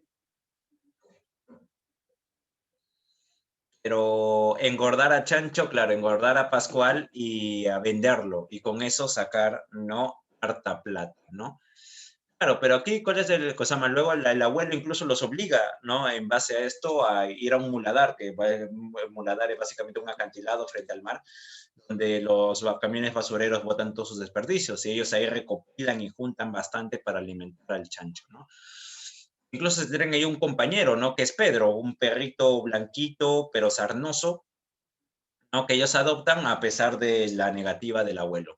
¿Qué pasa? ¿No? En el muladar, Efraín se corta el pie, ¿no? Se limpia la herida una acequia mugrienta, y al día siguiente su pie termina del tamaño de una pelota color verde. Entonces, como no puede trabajar, su hermano cumple con su labor, pero él también termina enfermo, una pulmonía supuestamente, porque su pecho empieza a silbar, ¿no? Su pecho empieza a silbar. El abuelo trata de trabajar, pero 70 años con una pata de palo, no puede ni siquiera salir bien a la calle, ¿no? Así que durante una semana ellos pasan, ¿no? Sin poder alimentar al chancho, que se vuelve cada vez y más loco, empieza a gruñir, ¿no? Justamente intensamente, ¿no? Y la situación se vuelve tan drástica que Don Santos ya empieza a golpear a sus nietos para que salgan a trabajar, ¿no? Entonces, Enrique, ¿no? Justamente todo enfermo, sale, vuelve con los cubos, y cuando regresa su hermano Efraín le señala de que el abuelo, ¿no? Justamente se ha llevado, ¿no? El abuelo ha callado a Pedro que estaba ladrando, ¿no? Lo ha golpeado para que ya no ladre más, ¿no? Enrique pregunta a su abuelo qué pasó con el perro, y el abuelo simplemente se queda mirando al chiquero, donde destacan las patas y la cola del perrito, ¿no? A Enrique furioso le reniega a su abuelo le tira un cachetadón para que se calle, ¿no? Reacciona furioso, lo empuja, y Don Santos termina cayendo, sí, termina cayendo al chiquero, ¿no? Pascual, ¿no? Justamente un cerdo con harta hambre, no todo lo que se le acerca al chiquero no es comida, así que se lanza contra el abuelo, él le implora por ayuda, Enrique lo ignora, ¿no? Toma a Efraín y juntos salen del chiquero para iniciar una nueva vida ya en la calle. Desde el corral, desde el chiquero se oía el rumor de una batalla. No si se lo come o no, simplemente termina con que está ahí una batalla, es decir, hay un conflicto, hay una pelea entre ambos. Aunque claro, entre un chancho y un anciano de 70 años, ¿quién va a ganar?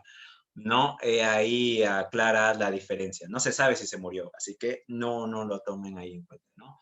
Entonces, aquí vemos, ¿no? Justamente la infancia en la miseria, ¿no? Y cómo los valores de la urbe lo consumen todo, y cómo el plan del abuelo, ¿no? Que era alimentar al chancho para que se haga sumamente poderoso, ¿no? Lo que es sumamente grande y poder venderlo a un buen precio, ¿no? También fracasa. El chancho también fracasa, ¿no? Entonces, aquí, esta pregunta, ¿no? ¿Este es un final feliz para el cuento? ¿Es un final feliz para los niños? Exactamente, no. Que estos niños ahora inician una vida en la calle. Ese es ahora su plan, ese es ahora su proyecto. Ahora, ¿cómo, no? Un niño... No es un final feliz. ¿Por qué? Porque Efraín tiene un pie infectado, el otro tiene una enfermedad pulmonar, no se sabe, y claro, van a la ciudad, los va a devorar, pues, la ciudad, ¿no? ¿Qué va a ser de ellos, ¿no? Entonces, es el constante fracaso y esa visión pesimista y escéptica de la vida. A ver, disculpen un momento, tengo que ir aquí a arreglar se me está yendo la batería, un momentito, ya vengo ya.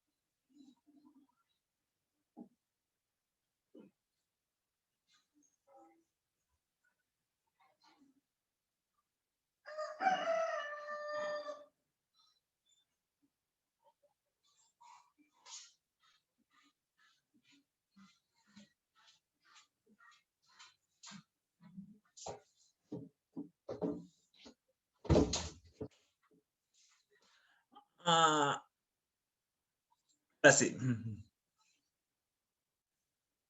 A ver, ¿caridad? ¿Cómo que caridad? No, no hay nada, cosa más. Cosa más. Creen que la, no, cosa más. Caridad es ayuda, pero de la caridad no se puede vivir, no bien al menos, ¿no? Realmente parece que Claudia se retiró, ¿no? Pero bueno, hay que continuar, el show tiene que continuar, ¿no? Tenemos aquí la lírica, ¿no? Justamente también se desarrolla allá, justamente, ¿qué está decir? No, digo aquí también, sigo siendo, ¿no? Ese es un buen documental sobre música peruana. No, tenemos aquí la lírica, ¿no? Se da la influencia de la tradición poética peruana, ¿no? Por ejemplo, la figura de Guren y de Vallejo y también del surrealismo francés. La lírica de la generación de 50 se divide básicamente en dos grupos, ¿no? Que son los poetas puros, ¿no? Donde se da la búsqueda de la belleza estética y la experimentación. Por ejemplo, el famoso poema en forma de pájaro de Jorge Eduardo Eyelson, ¿no? Lo pueden encontrar en Google, poema en forma de pájaro, ese es su título, ¿no? Para que vean cómo se experimenta con el espacio, ¿no? Y demás. Y los poetas sociales que consideraban de que la poesía tiene que ser un motor y un medio para impulsar la revolución social. Por ejemplo, el famoso canto coral, ¿no? Canto coral a Tupac Amaru, la libertad, ¿no? No querrán matarlo y no podrán matarlo, querrán romperlo y no podrán romperlo, ¿no? Y demás, ¿no? Esta es una imagen expresionista. Este es un pintor peruano, que se llama, hoy no me acuerdo cómo me olvidó su nombre, es un ayacuchano, es un expresionista ayacuchano. Es Cristo, es Cristo, es el Cristo, Cristo sufriente, no me acuerdo.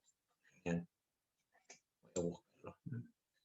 No, es que es una pintura justamente expresionista. Cristo en la tierra parece, ¿no? Pero bueno, aquí tenemos que acelerar. Tenemos aquí a Blanca Varela, ¿no? Justamente tenemos aquí a Blanca Varela, poetisa peruana que utiliza un estilo breve, sobrio y conciso, es decir, de pocas palabras, ¿no? Justamente, pero que dice mucho, usa el verso libre y signos y carece signos de interrogación. Suele tener un estilo solemne, ¿no? ¿No? Justamente un estilo solemne, pero también con algo de ironía, como se puede ver, ¿no? Y en particular destaca su obra No Canto Villano, en donde se toma el tema del existencialismo, ¿no? El existencialismo es básicamente de que afirmar de que la vida no carece de un sentido dispuesto, es decir, de que no hay un plan cósmico, de que estás en la razón en un mundo para algo, simplemente eres arrojado a esta existencia y ya está. No, eso se puede ver, por ejemplo, en estos dos temas, ¿no? Curriculum vitae. Digamos que ganaste la carrera, que el premio era otra carrera. No bebiste el vino de la victoria, sino tu propia sal. Jamás escuchaste vitores, sino ladridos de perros, y que tu sombra, tu propia sombra, fue tu única y desleal competidora, ¿no? Aquí también injusticia, ¿no?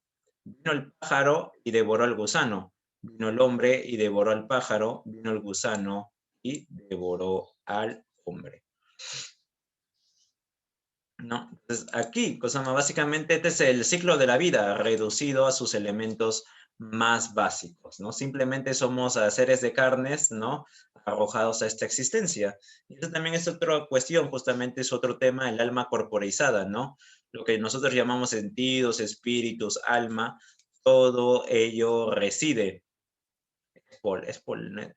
Cérvulo Gutiérrez, ahí, ese es el pintor, Cérvulo Gutiérrez.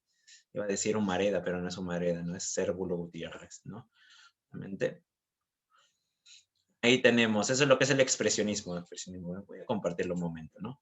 Realmente hablando aquí del alma corporizada, justamente, aquí de esta señorita, ¿no? Todo lo que son, lo que nosotros llamamos alma, lo que nosotros llamamos cuerpo, todo lo que nosotros llamamos espíritu, en realidad parte de nuestros sentidos, parte de nuestra carne. Así que nuestro espíritu envejece con nuestro cuerpo, forma parte de ello, ¿no? Esto parece, hay un famoso poema de Blanca Varela que no forma parte de Canto Villano, por eso no lo he introducido, ¿no? Que se llama Striptease, ¿no? Es arráncate los ojos, quítate la piel, quítate los cabellos, ¿no? El sombrero, ¿no? Y ponte un alma si la encuentras, por ejemplo. Entonces, ahí se muestra lo que es ese sentido de lo que es el alma corporizada.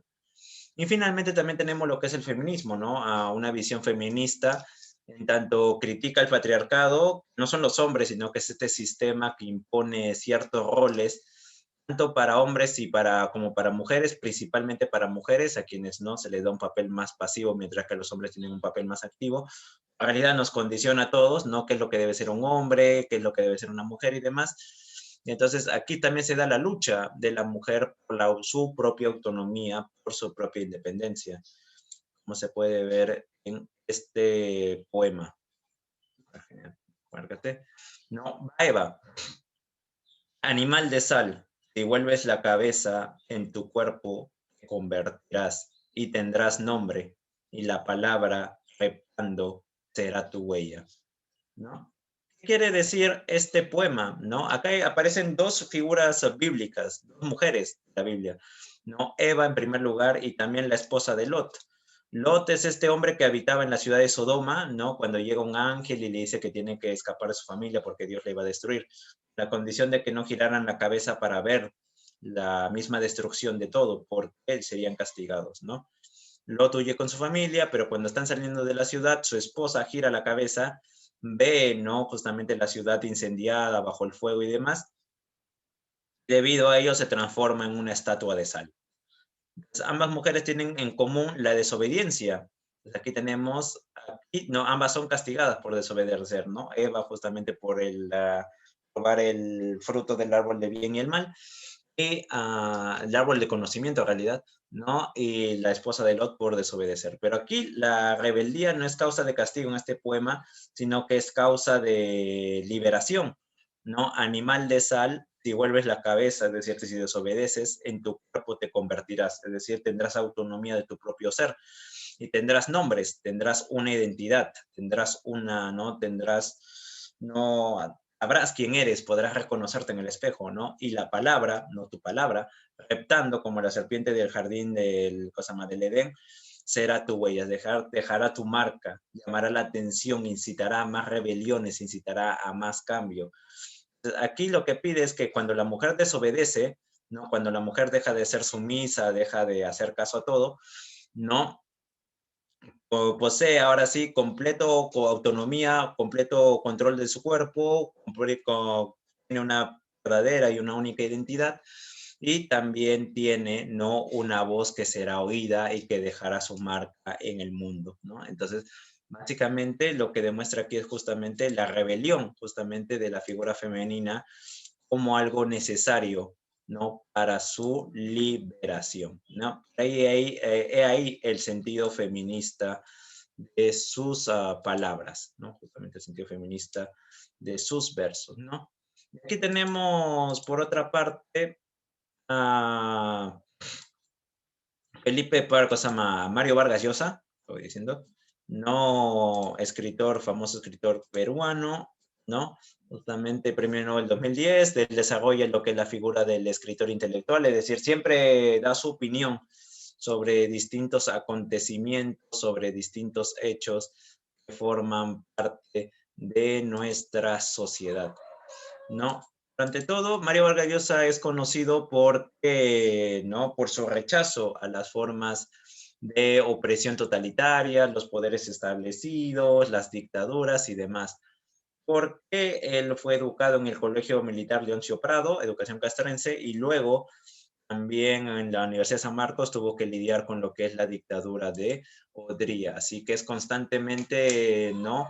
La opresión, justamente por ello, ¿no? Justamente lucha, ¿no? ¿No? Justamente debido a estas experiencias vitales, lucha justamente contra este rechazo. No, la ciudad y los perros, lo siento.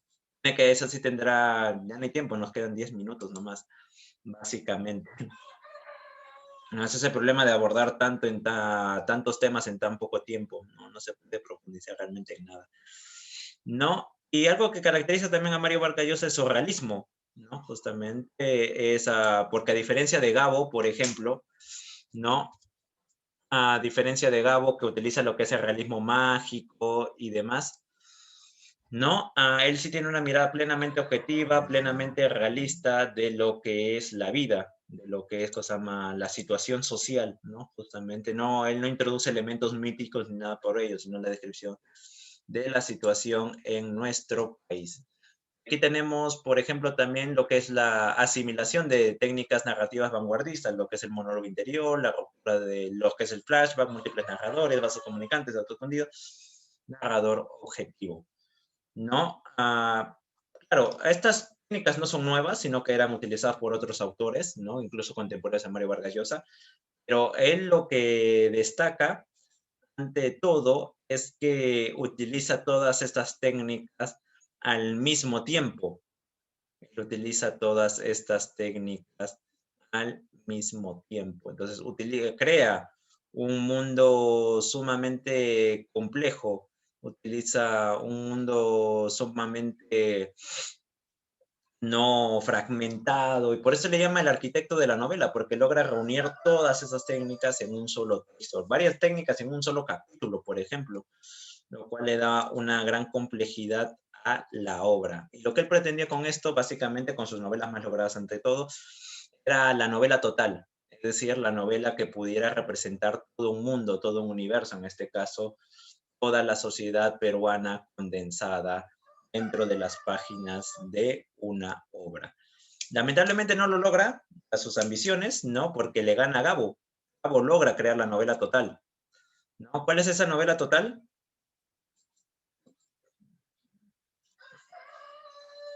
¿No? Que crea, nace, funda y destruye todo un universo.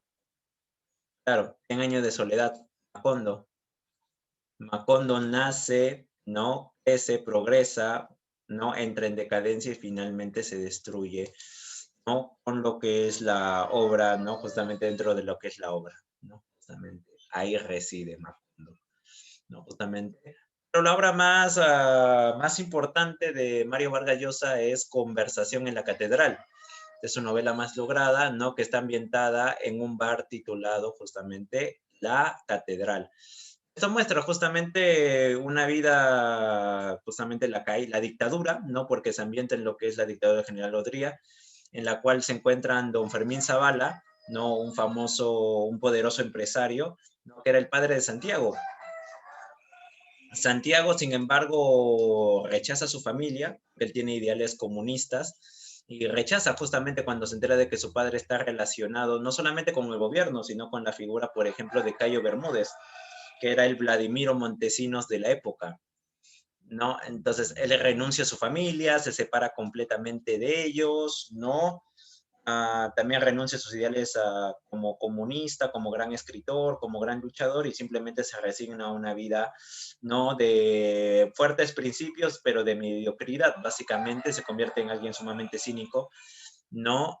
Como periodista en la crónica, ¿no? Como periodista en la crónica.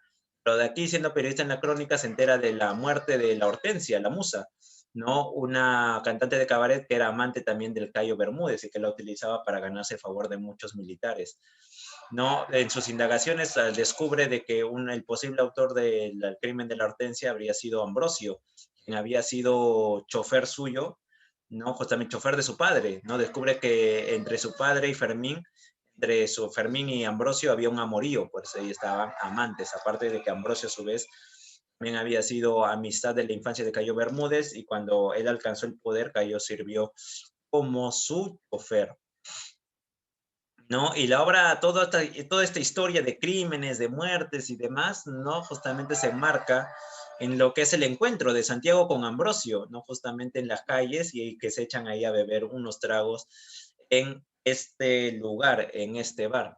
Hasta ahí tenemos pues justamente los temas de la dictadura, ¿no? Justamente con la figura de Odría, la corrupción y la ambición, porque claramente, ¿no? Fermín Zavala, ¿no? Sus empresas tienen gran éxito gracias a la ayuda de la dictadura, ¿no? Es acomodarse a los gobiernos, como hacen ahora las grandes empresas. La caída de los grandes ideales, ¿no? Santiago que tiene grandes sueños de, pues, de ser comunista, de ser un líder social, de ser escritor, pero todo ello se va al tacho, ¿no? Y justamente lo que es el tema también del erotismo y la homosexualidad, como se ve en su relación, la relación entre Fermín y Zavala, aunque claro, el erotismo aquí está relacionado mucho con lo que es el poder, ¿no? Es un erotismo muy, ¿no? Justamente un erotismo muy violento, ¿no? Un erotismo que se ejerce casi a la fuerza, ¿no? Pero aquí tenemos también a ver, acá sí, justamente Xiomara me hace una buena pregunta, profesor, ¿con qué obra gana el Nobel, premio Nobel Mario Vargas Llosa? Que hay que aclarar algo que es muy común.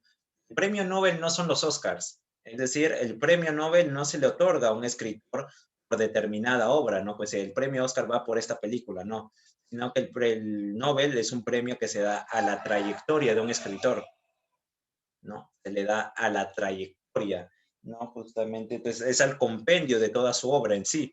Y Mario Vargas Llosa desde los 80, desde los 90 era elegible para ser, ¿no? Ganador del premio Nobel, pero debido a sus posturas políticas no se le entregó sino hasta hasta el 2010, básicamente. Entonces, es una cuestión de, el Nobel no es un premio justamente por X cuestión, sino a lo largo, por toda una carrera, por toda una carrera. Que claro, se resalta ciertos puntos. A Mario Vargas Llosa es de derechas, pues. Mario Vargas Llosa es de derechas, e históricamente el premio Nobel ha estado siempre más porque no el Comité Nobel es, claro, la Academia de Ciencias de Suecia, siempre ha estado ligado más a la izquierda. Eso se le dio el premio Nobel a Gabo, mucho antes que a Mario Vargas Llosa. Y por eso no se le dio el premio se sospecha que no se le dio el premio a Jorge Luis Borges, ¿no? Porque Borges recibió un premio de Pinochet, ¿no? Que la dictadura chilena. Entonces, en ese sentido también, ¿no? Justamente hay, y hasta para eso hay izquierda y derecha, sí. Básicamente es que muchas personas todavía están atrapadas en la época de la Guerra Fría, ¿no? Justamente. Entonces, todo lo que es o eres de un equipo o eres del otro, eres de la U o eres de Alianza. Entonces, es así de básico a veces, ¿no? Justamente es así de básica la visión del mundo de las personas a veces, ¿no? Justamente. O eres conmigo o eres contra mí, básicamente, muy mínimo, ¿no? Aquí tenemos a Gado Rivera Martínez, quien es un narrador peruano que es un estilo conciso, lírico y melancólico, ¿no? Utiliza aquí una temática indigenista y fantástica y se da la presencia de seres sobrenaturales en la realidad cotidiana. Y es la búsqueda armónica justamente de la búsqueda de una armonía entre el mundo andino y el mundo occidental a través de lo que es el legado de la memoria y la identidad. Eso se puede ver en Ángel de Ocongate, que sí es un cuento que yo sí les exijo lean, ¿no? Ahí está, ¿no? Justamente ese es el blog de un amigo mío, ¿no? Del profesor Alex Arancía, ¿no? Justamente. Ahí sí yo exijo que lo lean, porque es un cuento de un par de páginas y a lo sumo, ¿no? Justamente, pero básicamente de qué relata este cuento. Justamente el protagonista está en constante peregrinaje para saber quién es. Y este protagonista es en parte un ángel, ¿no? Tiene la figura de es un ángel caído, ¿no? Es decir, es ahora un sujeto, es un individuo, es un ser sin un lugar, sin una identidad propia, porque un ángel es un ser divino. Ahora que está caído, forma parte del mundo de los humanos, pero su origen no es humano. Así que no es ni humano ni es divino, no es ni terrenal ni es celestial. Ahora, no, este ángel también es occidental, porque un ángel es de origen europeo, pero habla quechua y tiene una ropa como de danzac, como de danzantes tijeras. Así que es un ángel mestizo, ¿no? No es ni europeo ni es plenamente andino. Este ángel representa lo que es la condición del migrante, lo que es el mestizaje, ¿no? Porque somos como nosotros, ¿no? Justamente ustedes son hijos de migrantes o son migrantes, entonces, ¿no? Por ejemplo, lo que son hijos de migrantes, ¿no? Justamente son occidentales, ¿no? Justamente son parte de esta urbe, ¿no? Pero al mismo tiempo, ¿no? Su educación es europea, es occidental, ¿no? Por ejemplo, yo sé inglés, ¿no? Yo sé, no leemos, escribimos, estamos más pendientes en noticias del extranjero y demás.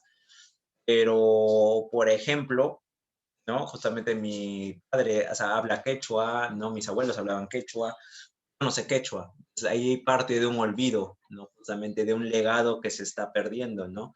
La música, la cultura, el mundo en el cual ustedes viven no es el mundo de sus padres, ¿no? Digan, yo soy una persona ya plenamente occidental, pero no lo son porque tienen el legado justamente de esa familia, ¿no? Que los une ahí. Entonces, básicamente el ángel de Congate es una metáfora de lo que es la condición del peruano, de lo que es la condición del migrante, ¿no?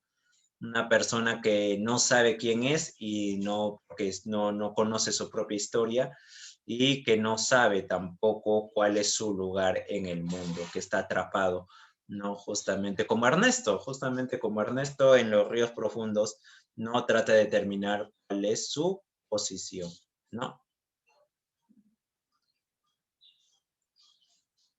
A ver, esperen un momentito. Genial, no me digan que se ha colgado. ¿Aparece o no aparece? Acá aparece, ¿no? Justamente. Entonces tenemos aquí.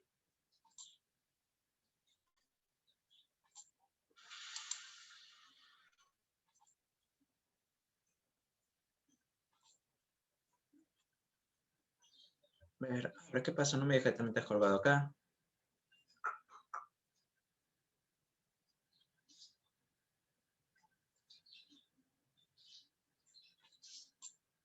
Sí, se ha colgado, genial. A ver, ténganme un poco de paciencia. Le voy a pasar también en la respuesta, las claves. Pero se ha colgado esto. No sé por qué, pero se ha colgado.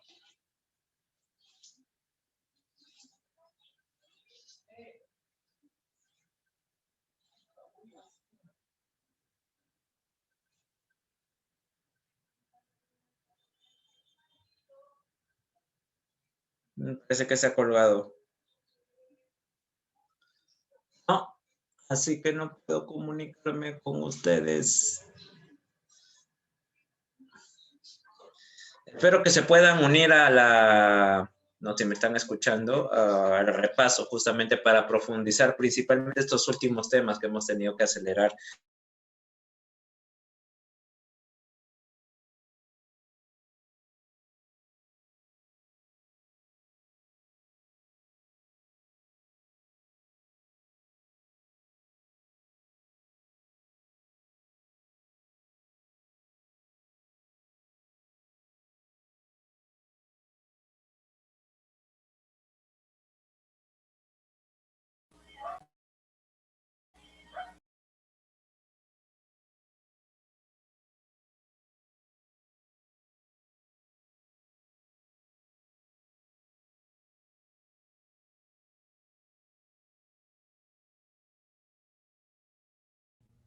Profe,